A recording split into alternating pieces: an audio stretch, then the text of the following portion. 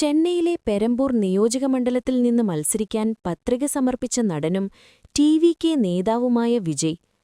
പത്രിക സമർപ്പണത്തിനു ശേഷം ഏപ്രിൽ 23-ന് നടക്കുന്ന തെരഞ്ഞെടുപ്പിൽ തന്റെ പാർട്ടിയുടെ വിസിൽ ചിഹ്നത്തെ പിന്തുണയ്ക്കണമെന്നും വിജയ് വോട്ടർമാരോട് അഭ്യർത്ഥിച്ചു. തമിഴ്നാട്ടിലെ ഏറ്റവും സമ്പന്നരായ നടന്മാരിലൊരാളായ വിജയ്യുടെ സത്യവാങ്മൂലത്തിൽ രേഖപ്പെടുത്തിയ ആസ്തിവിവരങ്ങൾ അറിയാനുള്ള ചർച്ചയിലായിരുന്നു സമൂഹമാധ്യമങ്ങൾ. എന്നാൽ പുറത്തുവരുന്ന രേഖകളുടെ അടിസ്ഥാനത്തിൽ വിജയ് തന്റെ സത്യവാങ്മൂലത്തിൽ 615 കോടി രൂപയുടെ ആസ്തിയാണ് പ്രഖ്യാപിച്ചത്. ഇതിൽ 405 കോടി രൂപയുടെ ജംഗമ ആസ്തികളും പണം, ബാങ്ക് നിക്ഷേപങ്ങൾ, സ്വർണ്ണാഭരണങ്ങൾ, കാർ, ഇരുചക്രവാഹനങ്ങൾ, ഓഹരികൾ, ഫർണിച്ചർ, 210 കോടി രൂപയുടെ സ്ഥാവര ആസ്തികളും ഭൂമി, വീട്, കെട്ടിടങ്ങൾ ഉൾപ്പെടുന്നു.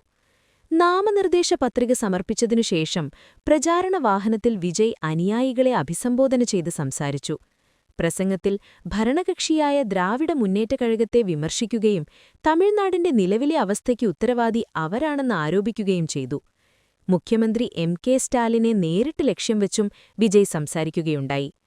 പൊതുജനങ്ങളെ സേവിക്കുന്നതിനും അവരുടെ പിന്തുണ തിരിച്ചുപിടിക്കുന്നതിനുമായാണ് സുഖകരമായ ജീവിതത്തിൽ നിന്ന് മാറി രാഷ്ട്രീയത്തിലേക്ക് പ്രവേശിച്ചതെന്ന് വിജയ് പറഞ്ഞു. സത്യസന്ധനും പ്രതിബദ്ധതയുള്ളവനുമായി തുടരുമെന്നും അദ്ദേഹം വോട്ടർമാർക്ക് ഉറപ്പു നൽകി. പെരമ്പൂർ പോലുള്ള പ്രദേശങ്ങളിലെ അടിസ്ഥാന സൗകര്യങ്ങളുടെ അഭാവത്തെ വിജയ് ചോദ്യം ചെയ്യുകയും ഭരണനിലവാരത്തെ വിമർശിക്കുകയും ചെയ്തു. നിലവിലെ സാഹചര്യം ശരിയായ ഭരണത്തെ പ്രതിഫലിപ്പിക്കുന്നുണ്ടോ എന്ന് അദ്ദേഹം താമസക്കാരോട് ചോദിച്ചു. തെരഞ്ഞെടുപ്പ് മത്സരത്തിലേക്ക് പ്രവേശിച്ചതോടെ വിജയ് തമിഴ്നാട്ടിൽ രാഷ്ട്രീയ മത്സരം ശക്തമാക്കിയിട്ടുണ്ട്. തന്റെ ജനപ്രീതി തെരഞ്ഞെടുപ്പ് വിജയമാക്കി മാറ്റാനാണ് അദ്ദേഹത്തിന്റെ ശ്രമം.